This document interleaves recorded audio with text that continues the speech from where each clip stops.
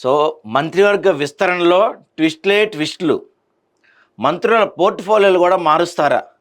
క్లైమాక్స్లో ఛాన్స్ కొట్టేసేందుకు నేతల యత్నాలు. ఐలవ్కి అవకాశం ఇస్తే యాదవులకు న్యాయం చేసినట్లేనా? బోధన్ ఎమ్మెల్యే సుదర్శన్ రెడ్డిని మంత్రి చేయడానికి సీఎం పట్టు. ప్రేమ్ సాగర్ రావుకు మినిస్ట్రీ ఇవ్వాలని డిప్యూటీ సీఎం బట్టి పట్టు. శాఖల మార్పు కోరుకుంటున్న పలువురు సీనియర్ మంత్రులు. ఏ పదవి చేపడితే తమకు మంచిదని సన్నిహితులతో నేతల చర్చలు. కాంగ్రెస్ అధిష్టానం ఇప్పటికే లిస్ట్ ప్రిపేర్ చేసిందని టాక్, నేతల్లో గుబులు. ఏ క్షణమైనా ఢిల్లీ వేదికగా ఏఐసిసి అధికారిక ప్రకటన వెలువడే అవకాశం. సో చాలామంది అయితే ఒక అడుగు ముందుకేసి మేము హోమ్ మినిస్టర్ పదవి అంటే మాకు ఇష్టం, హోమ్ మినిస్టర్ అవ్వాలని కోరుకుంటున్నాను కూడా చాలామంది చెప్పారు నిన్న.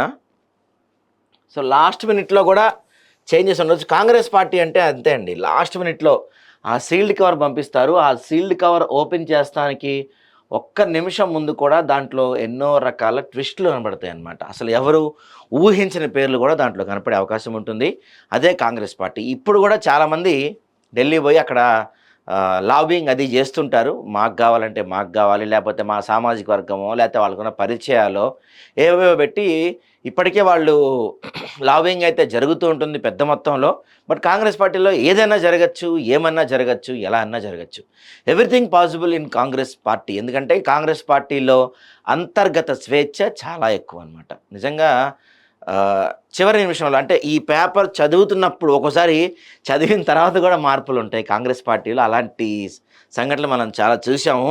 దీంట్లో చాలా ట్విస్టులు ఉంటున్నాయి అన్నమాట. రోజుకో అప్డేటు. లీకుల మీద లీకులతో 15 నెలలుగా తెలంగాణ క్యాబినెట్ విస్తరణ డైలీ సీరియల్ ఎపిసోడ్గా కొనసాగుతూ వస్తుంది. ఎప్పుడు ఢిల్లీలో జరుగుతున్న డెవలప్మెంట్స్ని బట్టి చూస్తే ఈసారి మంత్రివర్గ విస్తరణ పక్కా అంటున్నారు. ఉగాది తర్వాత 1-2 రోజుల్లోనే కొత్త మంత్రుల ప్రమాణ స్వీకారం ఉంటుందని ఢిల్లీ వేదికగా సంకేతాలు వస్తున్నాయి. అయితే ఢిల్లీ వెళ్ళిన హస్తం పార్టీ పెద్దలు రాష్ట్రంలో రాజకీయ పరిస్థితులకు అనుగుణంగా రకరకాల చర్చలు జరిపారంట. ప్రస్తుతం ఖాళీగా ఉన్న 6 బెర్తుల్లో మొదటగా అధిష్టానం హామీ ఇచ్చిన వారికి చోటు కల్పించాలని నిర్ణయించారంట. అందులో భాగంగా కోమటిరెడ్డి రాజగోపాల్ రెడ్డి, గడ్డం వివేక్, విజయశాంతి పేరుతో పాటు పార్లమెంట్ ఎన్నికల సందర్భంగా హామీ ప్రకారం వాకిట శ్రీహరి ముదిరాజులకు బెర్తులు కన్ఫామ్ అయ్యాయి. ఇక మిగతా 3 బెర్తుల్లో కూడా ఒకటి ఖచ్చితంగా బీసీలకు ఇవ్వాలని చూస్తున్నారు. రెండో బీసీ పేరు విషయంలో రకరకాల సమీకరణాల తర్వాత ఉమ్మడి నల్గొండ జిల్లా ఆలేరు ఎమ్మెల్యే బీర్ల ఐలయ్యకు కూడా అవకాశం దక్కబోతుందని ప్రచారం జరుగుతుంది. ఇప్పటికే నల్గొండ జిల్లా నుంచి ఉత్తమ్ కుమార్ రెడ్డి, కోమటిరెడ్డి వెంకటరెడ్డి వీళ్ళుండగా ఇప్పుడు ప్రత్యేకంగా మళ్ళీ రాజగోపాల్ రెడ్డి కూడా అవకాశం ఇస్తున్నారంట. ఇంతమంది మంత్రులు ఒక జిల్లాకి ఎందుకని మేము అంటున్నాం. ఇప్పుడు ఇంతమంది మంత్రులు పైగా అందరు రెడ్లే. పోనీ మీరు నల్గొండ జిల్లా నుంచి వేరే వాళ్ళకి ఇవ్వాలంటే అది నల్గొండ జిల్లాకి మంత్రి పదవులు అంటే వేరే వాళ్ళకి ఇవ్వచ్చు కదా. ఆ జిల్లాలో రెడ్లు తప్ప ఇంకెవరు లేరా? నిజానికి కాంగ్రెస్లో స్వేచ్ఛ ఎక్కువ, పెద్దలతో సీనియర్లకు పెనవేసుకున్న అనుబంధాలు కూడా ఎక్కువే. ఇలాంటి పరిస్థితుల్లో మంత్రి పదవుల కేటాయింపుల్లో సీనియర్లకు అవకాశం ఇస్తారా లేక జూనియర్లకా అన్నది $1 మిలియన్ ప్రశ్నగా మారిపోయింది. మొన్నటికి మొన్న అనూహ్యంగా విజయశాంతి పేరును తెర మీదకు తెచ్చి సీనియర్లకే జలక్కిచ్చిన అధిష్టానం ఇప్పుడు చేయబోయే మంత్రివర్గ కూర్పులో ఎలాంటి జలక్ ఇస్తుందనని సీనియర్లు జూనియర్లు మల్లగుల్లాలు పడుతున్నారు. ఎందుకంటే పీసీసీ ఓ లిస్ట్ ఇస్తుంది, రేవంత్ రెడ్డి ఓ లిస్ట్ ఇస్తాడు, చాలా కాలం నుంచి కాంగ్రెస్ పార్టీతో పరిచయం ఉన్న వాళ్ళు ఇంకో లిస్ట్ ఇస్తారు. ఏ లిస్ట్ ఫైనల్ అయ్యిద్ది, ఎవరికి మంత్రి పదవి వస్తుంది అనేది చివరి నిమిషం వరకు కూడా ఎవరికి తెలియని పరిస్థితి ఉంటుంది కాంగ్రెస్ పార్టీలో మనకి. ఇక పార్టీ కష్టకాలంలో ఉన్నప్పుడు పార్టీ వెంట నడిచిన పెద్దలను దృష్టిలో ఉంచుకొని పదవులు కేటాయిస్తారా లేక రాజకీయ సమీకరణాలను భవిష్యత్తును దృష్టిలో ఉంచుకొని పదవులు కేటాయింపులు ఉంటాయా అనేది పండగ వస్తే కానీ తెలియని పరిస్థితి. ముఖ్యమంత్రి రేవంత్ రెడ్డి, పీసీసీ చీఫ్ మహేష్ కుమార్ గౌడ్ 2 రోజులుగా ఢిల్లీలోనే ఉన్నారు. మరి ఏం చేస్తున్నారు, ఎవరు కసరత్తు చేస్తున్నారు, ఎలాంటి చర్చలు జరుగుతున్నాయి అనేది మనకి మహా అయితే ఇంకా కొన్ని రోజుల్లో తెలియబోతుంది. ఉగాది మహా అయితే ఇంకా 4-5 రోజుల్లో ఉంది కాబట్టి ఉగాదికి అయితే ఖచ్చితంగా ఈ మంత్రివర్గ విస్తరణ ఉండబోతుంది అని చెప్తున్నారు. ఇక మరి ఐలవ్కి అవకాశం ఇస్తే యాదవులకు న్యాయం చేసినట్లేనా? ఒక జిల్లా నుంచి 3 రెడ్లు ఉంటే క్యాస్ట్ ఈక్వేషన్ బట్టి చూస్తే రాంగ్ ఇండికేషన్స్ వెళ్ళే ప్రమాదం ఉందని ఢిల్లీ పెద్దలు భావిస్తున్నారట. అందుకే అదే జిల్లా నుంచి బీర్ల ఐలయ్యకు మంత్రిగా ఛాన్స్ ఇవ్వాలని చూస్తున్నారని టాక్.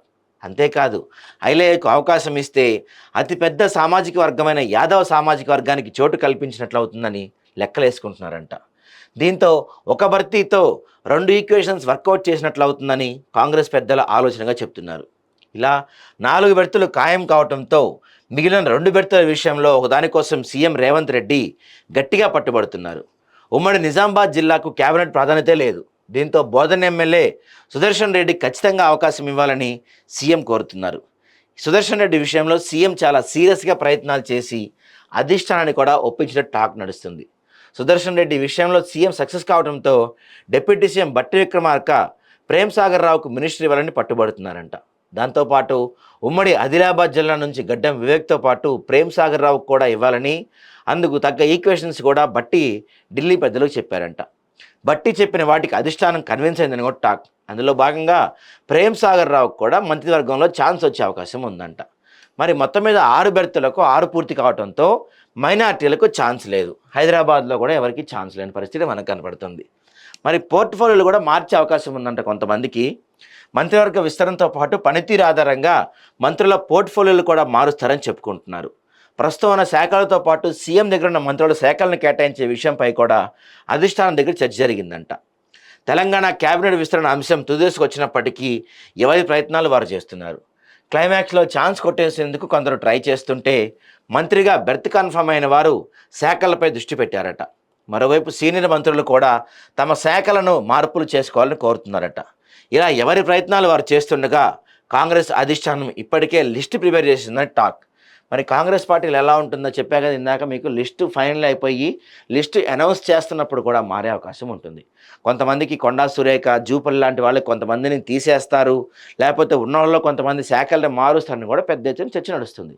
చూడాలి మరి కాంగ్రెస్ పార్టీలో ఏదైనా జరుగుతుంది కాబట్టి చివరి నిమిషం వరకు ఏఐసీసీ నుంచి అధికార ప్రకటన వచ్చే వరకు కూడా ఎవరికి బెర్త్ ఉండబోతుంది, ఎవరికి ఎర్త్ ఉండబోతుంది అనేది మాత్రం తెలియదు.